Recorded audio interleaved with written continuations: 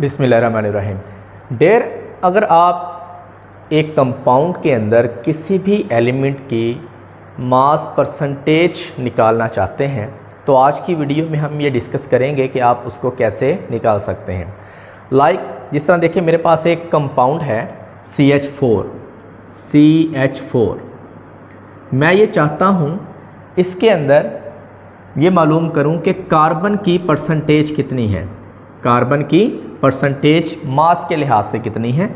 Mass percentage of carbon, mass percentage of carbon हम यहाँ पे मालूम करना चाहते हैं। इसी तरह यहाँ पे मैं मास परसेंटेज मालूम करना चाहता हूँ किसकी, हाइड्रोजन की।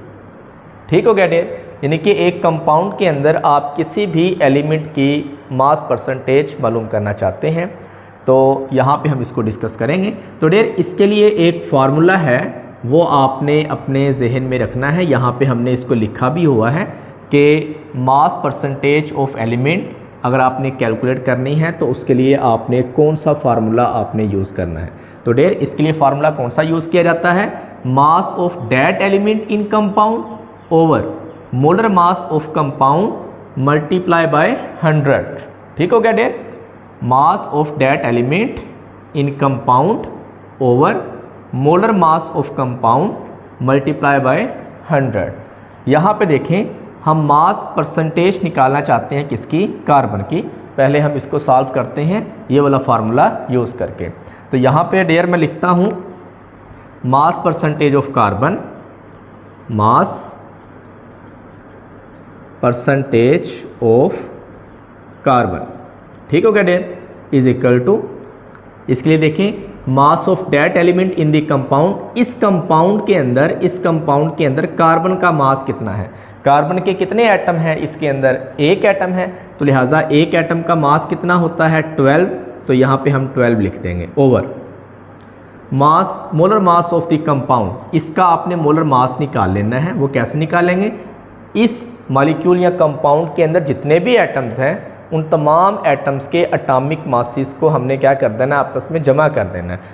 तो यहाँ पे देखें कार्बन के एक एटम का मास डेयर कितना होता है 12, तो हम 12 लिख देंगे। प्लस हाइड्रोजन के यहाँ पे कितने एटम है, 4 एटम, और एक एटम का मास कितना है 1।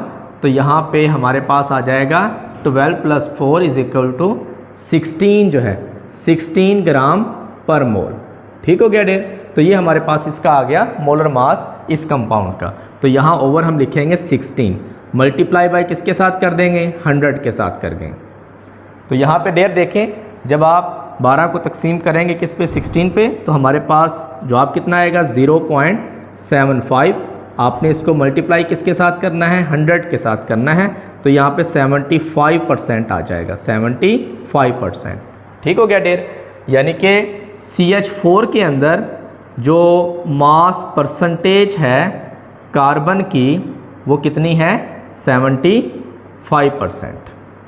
इसी तरह अब हम यहाँ पे हाइड्रोजन की परसेंटेज निकालते हैं इसके अंदर। यही फार्मूला हम यूज़ करेंगे। यहाँ पे मैं लिखता हूँ मास परसेंटेज ऑफ हाइड्रोजन H की। तो यहाँ पे डेयर देखें, यहाँ पे ऊपर क्या लिखा हुआ है, mass of that element in the compound. इस कंपाउंड के अंदर उस एलिमेंट का मास कितना है जिसकी आप परसेंटेज निकालना चाहते हैं। तो हाइड्रोजन का कितना मास है इसके अंदर, कितने एटम है इसके अंदर, 4 है ना। तो 4 का मास कितना हो जाएगा, 4 ही हो जाएगा ना। ओवर कितना हो जाएगा, molar mass of the compound 16, और मल्टीप्लाई बाय किसके साथ करेंगे आप, 100 के साथ करेंगे। इसको आप कैलकुलेट करें 0.25 आएगा, और आपने इसको 100 के साथ क्या कर देना है, मल्टीप्लाई कर देना है। तो ये कितना आएगा 25%। तो डेयर हम ये कह सकते हैं जो मास है हाइड्रोजन का, मास percentage of hydrogen in CH4 कितनी है, 25%। इसी तरह डेयर हम मज़ीद इसकी एग्जांपल यहाँ पे लेते हैं। इसको पहले मैं करता हूँ इरेज। जिस तरह मैं यहाँ पे आपको बताता हूँ यूरिया के अंदर अगर आपने नाइट्रोजन की परसेंटेज निकालनी है मास के लिहाज से कितनी है। तो यहाँ पे मैं लिखता हूँ, यहाँ पे देखें पहले मैं यूरिया का यहाँ पे फार्मूला लिखूँगा। यहाँ पे यूरिया का फार्मूला लिख लेते हैं। यूरिया NH2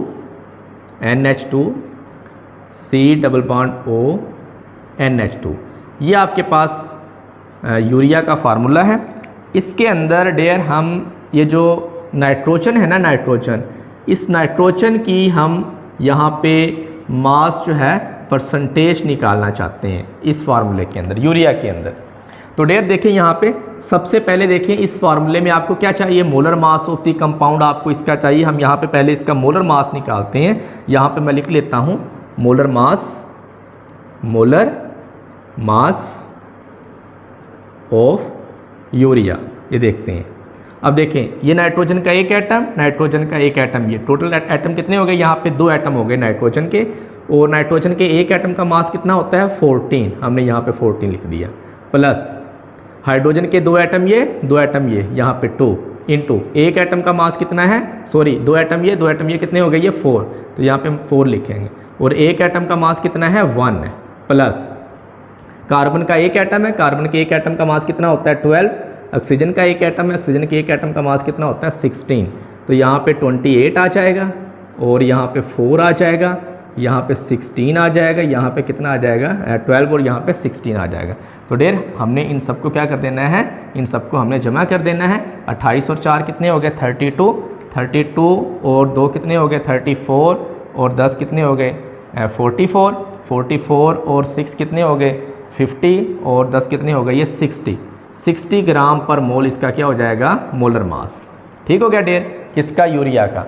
अब हम यहाँ पे देखें परसेंटेज निकालना चाहते हैं, हम यहाँ पे निकालना चाहते हैं डेयर क्या, मास परसेंटेज ऑफ नाइट्रोजन, किसके अंदर, इन यूरिया के अंदर हम मास परसेंटेज निकालना चाहते हैं, किसकी, नाइट्रोजन की। तो फार्मूला हमारे सामने है, mass percentage of element is equal to mass of that element in the compound over molar mass of the compound multiply by 100। तो डेयर यहाँ पे mass of that element in compound कितना है, यहाँ पे देखिए हमने नाइट्रोजन की परसेंटेज निकालनी है, तो नाइट्रोजन का मास इस यूरिया के अंदर बताओ जी कितना है, यहाँ पे एक नाइट्रोजन का एटम ये है, एक नाइट्रोजन का एटम ये है, तो कितने एटम हो गए, 2 एटम हो गए, तो 2 एटम का मास कितना हो गया 28 हो गया, क्योंकि एक एटम का मास कितना होता है 14 होता है, तो 2 का कितना हो जाएगा 28 हो जाएगा। Over molar mass of the compound कितना है 60 है, और आपने इसको मल्टीप्लाई कर देना है किसके साथ, 100 के साथ। तो डेयर यहाँ पे देखें 28 है डिवाइडेड बाय 60 है, तो हमारे पास आ जाएगा जवाब 0.466 मल्टीप्लाई बाई 100 के साथ हमने इसको क्या कर देना है, इसको मल्टीप्लाई कर देना है, तो ये जवाब आ जाएगा 46.6 जो है %। यानी कि आप ये कह सकते हैं कि जो मास है mass percentage of nitrogen in urea कितना है 46.6%। तो इस तरह डेयर आप किसी भी कंपाउंड के अंदर किसी एक एलिमेंट की आप परसेंटेज निकाल सकते हैं। अब मैं यहाँ पे एक और आपको एग्जांपल देता हूँ, लाइक इस तरह देखें ये H2 है, मैं आपसे कहता हूँ बताओ जी H2 के अंदर ऑक्सीजन की परसेंटेज कितनी है मास के लिहाज से। तो यहाँ पे यही फार्मूला हम लगाएंगे, यानी कि आप परसेंटेज निकालना चाहते हैं किसकी, ऑक्सीजन की निकालना चाहते हैं। तो ये देखें their mass of that element in the compound कितना है, ऑक्सीजन का मास कितना होता है 16 ओवर मोलर मास वाटर का कितना होता है 18 होता है। मल्टीप्लाई आपने किसके साथ करना है 100 के साथ करना है। तो यहाँ पे मैं 16 डिवाइडेड बाय 18 करता हूँ, तो ये जवाब आपके पास आएगा 0.88 और आपने इसको मल्टीप्लाई किसके साथ कर देना है 100 के साथ, तो ये आ जाएगा 88 जो है %। ठीक हो गया। अगर आप इसको 3 डिजिट में लिखना चाहते हैं तो यहाँ पे 0.888 है, तो यहाँ पे 88 पॉइंट कितना हो जाएगा 8%। इसी तरह डेयर आप अगर वाटर में हाइड्रोजन की परसेंटेज मालूम करना चाहते हैं तो यहाँ पे हम लिखते हैं परसेंटेज मास परसेंटेज ऑफ किसकी, हाइड्रोजन की।